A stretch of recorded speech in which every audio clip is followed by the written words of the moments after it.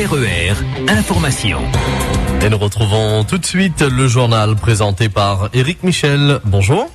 Bonjour à tous. La reprise des cours aujourd'hui risque d'être perturbée. La CGTR, Fonction publique territoriale, appelle en effet à la grève pour réclamer la titularisation des agents. L'accueil, la restauration scolaire, la surveillance et l'activité des crèches risquent de ne pas être assurés et de demander aux parents de se renseigner avant de déposer les enfants. Un rassemblement des grévistes est prévu aux alentours de 10h devant la préfecture. À Carrefour Sainte-Suzanne, les employés entament leur 17e jour de grève pour obtenir 50 € d'augmentation de salaire. La direction ne propose que 15 €. Hier, ces grévistes ont durci le mouvement en bloquant les entrées de la grande surface. Et il n'y a plus de livraison possible. Aucune rencontre n'a eu lieu hier. Tout le monde attend aujourd'hui la décision du tribunal de grande instance de Saint-Denis.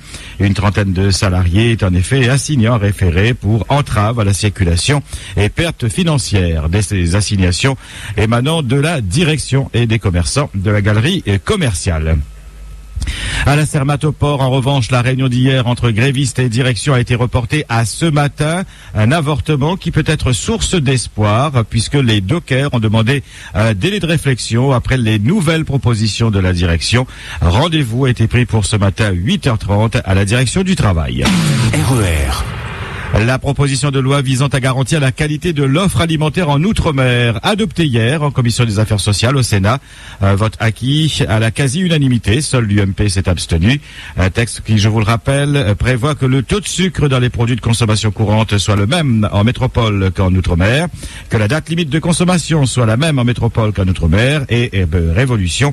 Et bonne nouvelle aussi pour nos producteurs locaux. Les performances en matière de développement des approvisionnements directs de l'agriculture sont obligatoirement prise en compte pour l'attribution des marchés publics de restauration collective. Ce rapport de Michel Bergoz a été adopté sans amendement. La proposition de loi va maintenant être examinée en séance publique le 21 mai prochain. La commission des finances de l'Assemblée nationale a auditionné hier Nicolas Dufourc, président de la Banque publique d'investissement. À cette occasion, Patrick Le Breton l'a interrogé sur le déploiement de cette structure dans les Outre-mer. Le député maire de Saint-Joseph a souligné que le déploiement de la BPI était très attendu dans les Outre-mer afin de compenser la frilosité du secteur bancaire local. Pour Patrick Le Breton, la BPI aura un rôle stratégique essentiel dans la dynamique de redéveloppement économique dont la Réunion a besoin. Si Nicolas Dufourc est pleinement en accord avec les objectifs liés au déploiement de la BPI en Outre-mer, il a souligné que le processus dépendait principalement de l'avancée des négociations avec le Conseil régional. Aussi, Patrick Le Breton demande à la pyramide inversée de prendre les mesures qui favoriseront un déploiement rapide de la BPI à la Réunion pour un meilleur dynamisme de notre économie et pour la création d'emplois.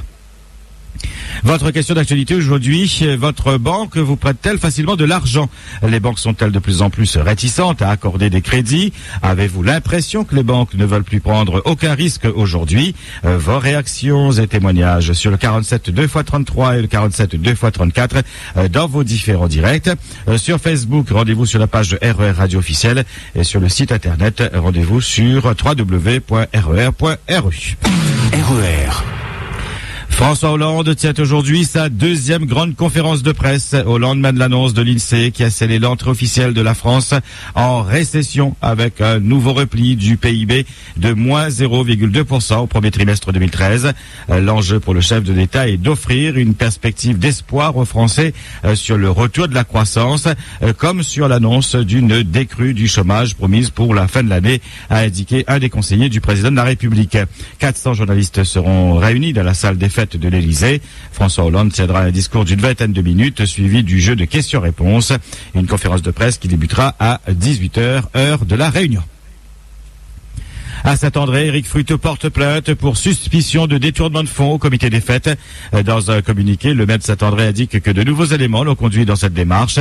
Éric Fruteau a de sérieux doutes sur les dépenses réalisées en janvier, février et mars 2008 par le comité des fêtes. Des doutes renforcés, crie-t-il, par l'impossibilité d'avoir des informations de la part du président et de la trésorière de l'association. Les sommes seraient particulièrement élevées, 27 000 € par mois sur 3 mois, à la veille des élections municipales de 2008, précise le cabinet d'Éric Fruteau. À Saint-Leu, Jean-Luc Poudroux persiste et signe. Il s'interroge sur les 2 marchés passés en 2009 et 2010 pour l'équipement en toilettes publiques de la commune de Saint-Leu.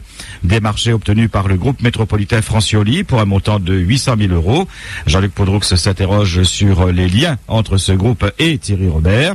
La matérialisation de ce lien est désormais concrétisée avec la présence devant le siège de l'entreprise du Med Saint-Leu aux environs du mobilier urbain estampillé Francioli, dénonce l'avocat de Jean-Luc Poudroux, évoquant 3 qualifications possibles: délit de favoritisme, délit de corruption ou encore prise illégale d'intérêt. L'affaire a été portée à la connaissance du procureur de la République et ce soir, Thierry Robert demandera à son tour à son conseil municipal de l'autoriser à porter plainte contre Jean-Luc Poudroux pour dénonciation calomnieuse.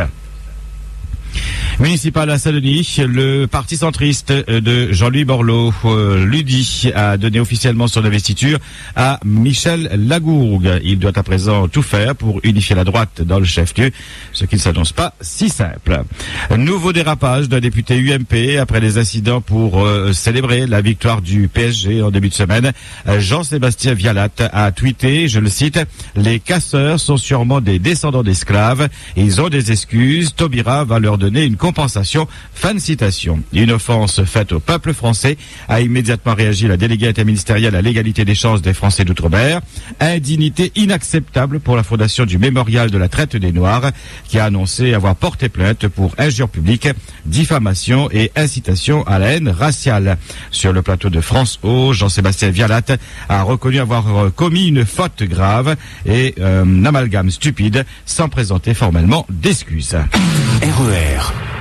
Et puis baignade autorisée à Boucan-Canotte une semaine après l'attaque mortelle de requins. Toutefois, cette autorisation peut évoluer dans le courant de la journée en fonction des conditions météo, précise la mairie de Saint-Paul dans un communiqué. RER.